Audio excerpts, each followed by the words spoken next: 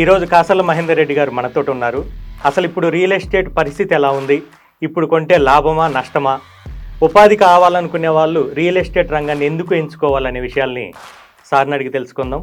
అసలు ఒక ఇన్వెస్టర్గా ఆలోచిస్తే ఇప్పుడు కొనటం బెటరా, రియల్ ఎస్టేట్లో భూమి వచ్చిన తర్వాత బెటరా అంటే మీరేం చెప్తారు సార్?